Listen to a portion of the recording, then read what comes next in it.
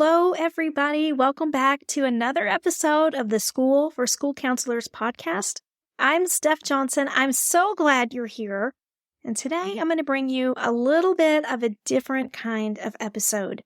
This is a little bit more of a tender subject, something that's a little bit closer to my heart, but something that I know a lot of you are going to identify with. It's really going to resonate with you. And I want you to know that when these things happen, it's not just you. It's so important for us to feel like we have these common experiences, that other people understand what's happening in our world, and that people just get it. Do you know what I mean? So I want to share with you a letter that I've composed podcast style to that parent. Do you know what I mean when I say that parent? Now, we love all of our students. We want to do our best for them. But sometimes students' parents don't show us their best selves. Sometimes it's because they're dealing with things in their own life. They're maybe not coping with those well. Sometimes they're just so stinking scared for their student that they don't know who to turn to or what to say or how to address the problem constructively. So as I walk through this letter, I want you to take it with a grain of salt. But I do want you to know ultimately that if you've been in this situation, you are not the only one. This is for the parent that says you're not doing enough, right? You're not doing the right things. You haven't said enough. You haven't done enough. You haven't called me enough, whatever it is.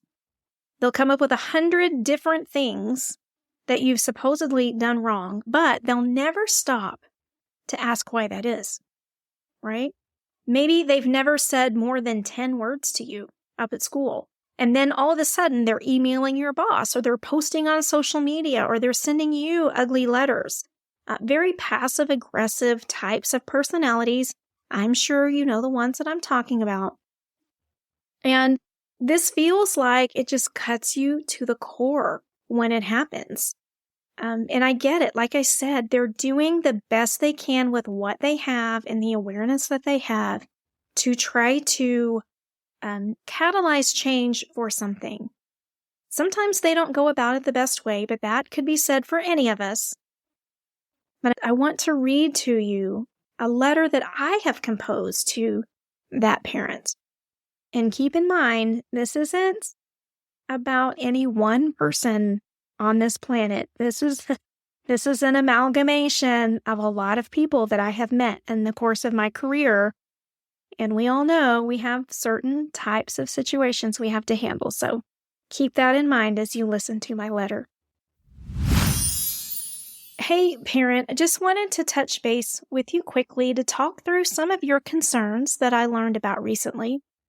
I apologize for not getting back to you more quickly, but I actually didn't even know that you'd sent an email because you sent it to my principal and not to me.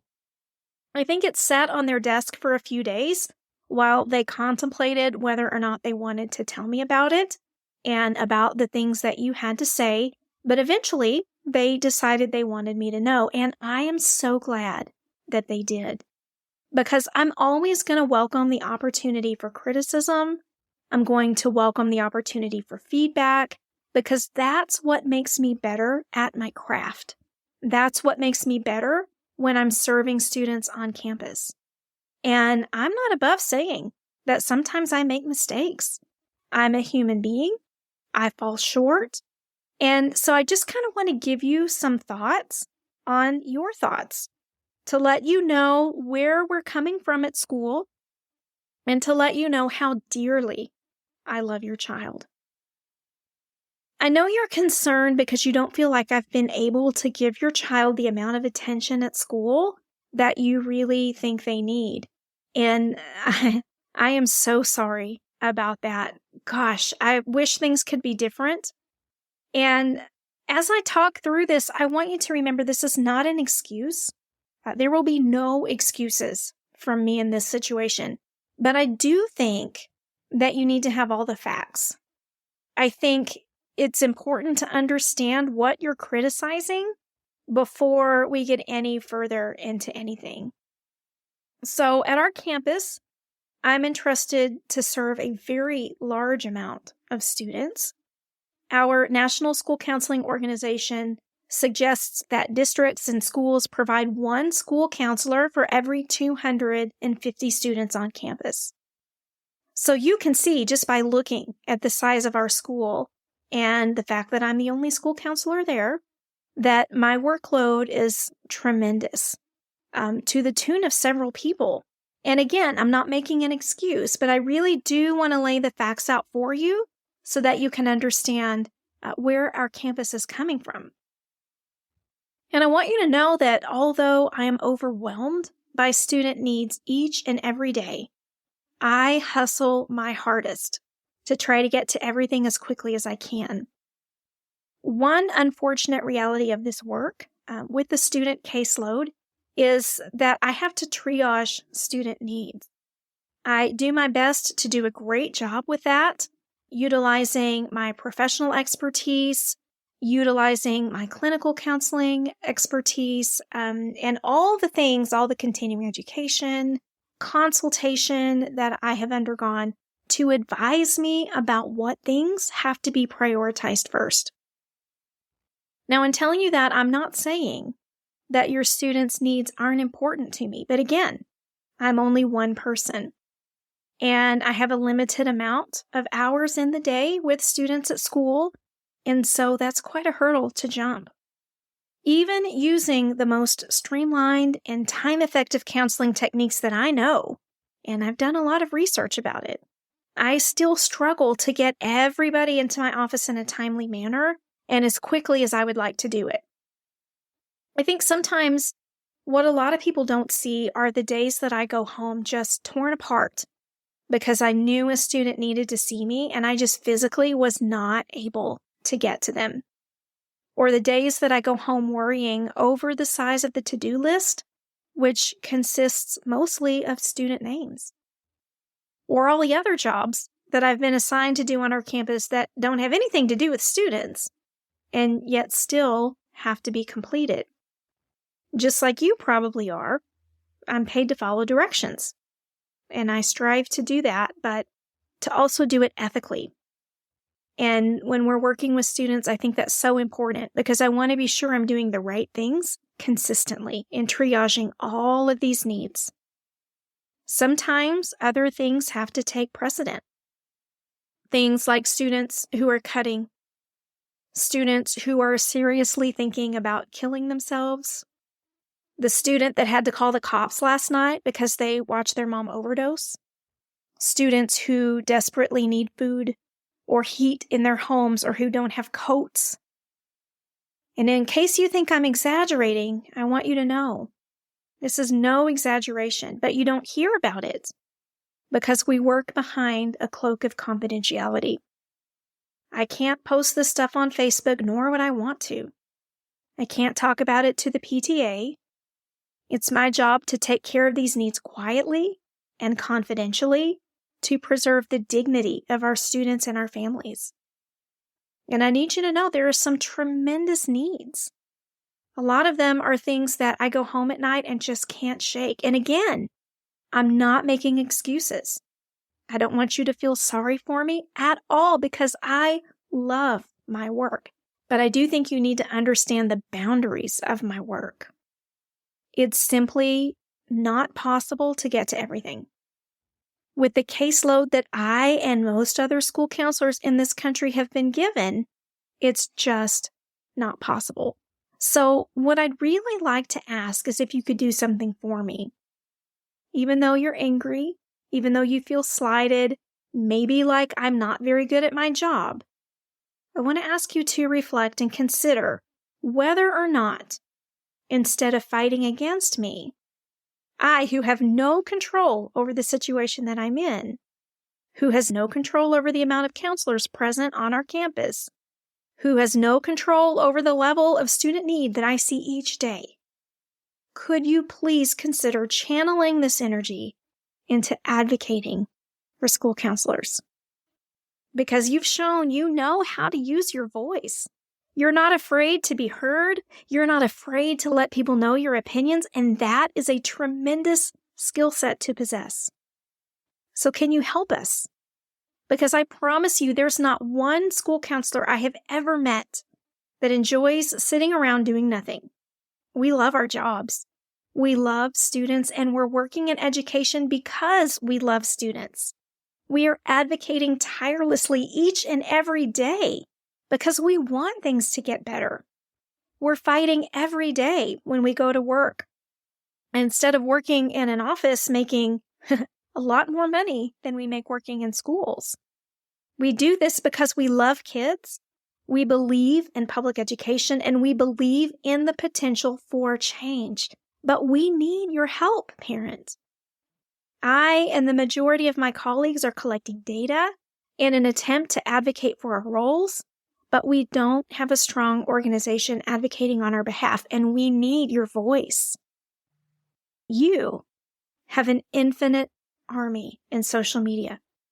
All of your friends, all of their friends, all the parents groups, all the organizations should be shouting from the rooftops out into the world, please serve our students' mental health needs. Please equip our school counselors with what they need to do their jobs. Please recognize the tremendous role that mental health plays in students' academic achievement. Please make changes. Please provide enough school counselors on campuses so that students can be served efficiently and effectively. Please provide personnel on campuses who are trained in mental health and know the correct interventions and how to provide them. Please stop hiring non-mental health personnel for roles that involve mental health. We need your voice for that.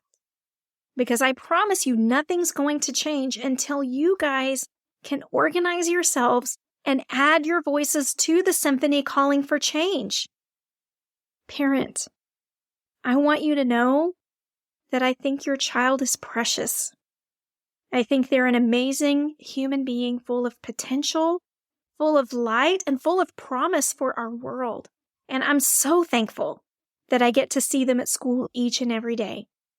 When I'm in the cafeteria, when I'm in the hallways, and when I'm standing at the door in the morning, I love to see them walk in.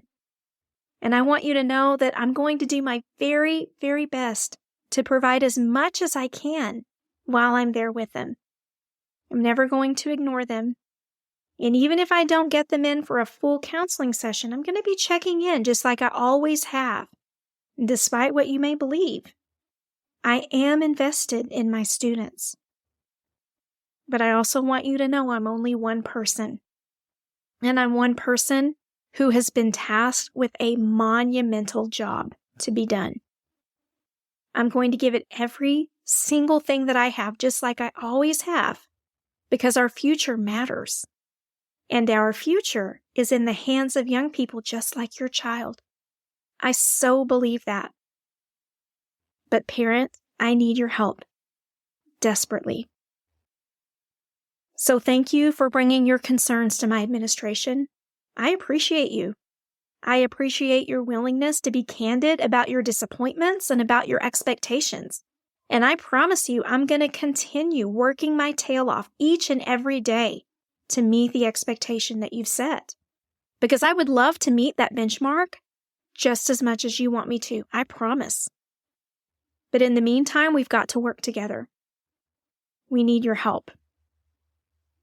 Parent, I hope you have the very best day, and I look forward to hearing from you again soon. Most sincerely, your school counselor.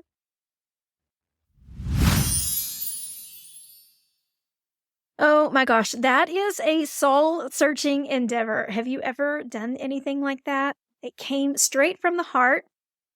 I composed it not ever intending that it be a podcast or even be shown to anyone. It wasn't about any one particular parent, but I needed to collect my thoughts and make them make sense at this time in my life and in my career. And if you've ever been there, you know you can get about 1,000 different things swirling around in your mind. It gets hard to pick them apart. So for me, that was one step of addressing all of the things going on just for my own peace of mind. And then my very next thought after I did that was, oh, I can't wait to go to my counselor chat. Y'all, if you don't have a group of people that you know that you can meet with regularly to talk about school counseling and support each other, cheer each other on, empathize with each other when things go sideways, you need to find that group. We've created one in the School for School Counselors Mastermind. You hear me talking about it all the time, but I promise you it's only because I believe in it so deeply. And when I came across this situation in my own school counseling practice, my first thought was, I've got to talk to my friends and colleagues in the mastermind because I know they're going to give me some great wisdom and some amazing perspective, and I know they're going to help me clear my thoughts. And that's the kind of relationship that I want for you. So if you're looking for something like that, you need to know at the end of this week, as this podcast airs, we're going to be hosting our Better Than Black Friday event. And we're going to have a substantial discount on the School for School Counselors Mastermind. I tell you, I think I'm crazy to offer this another year, but I'm going to do it because I believe in it, because I do not want cost to be a barrier for school counselors who need to find their tribe, who need to find the people that get them. I want you to be able to join if you can. So if you're interested in what's going on there, jump onto our website, schoolforschoolcounselors.com/better, BETTER, better. Go find that website, and it's going to give you all the information. And even as this podcast is released, that page just might already be live. So go check it out. Go get all the details. And if you have any questions, please holler at me. Also, if you're someone that's going to be looking at getting hired this coming spring or summer, please check out our Get the Job program. It is going to be at a substantial discount as well, with a ton of really cool and amazing bonuses that we will not offer again. So if you're going to be looking for a new or a different school counseling job for the upcoming school year, you need to check it out for sure. All right. You know, as part of School for School Counselors, we love you. We want to encourage you. We want you to know you're not alone. I hope this podcast helped you feel that today. If you've ever felt sideways or like people are expecting too much of you, or you have that mom that's upset with you for not doing whatever it was, you are most certainly not the only one. So I will be back very soon with another podcast episode. And until then, I hope you have the best week. Y'all take care.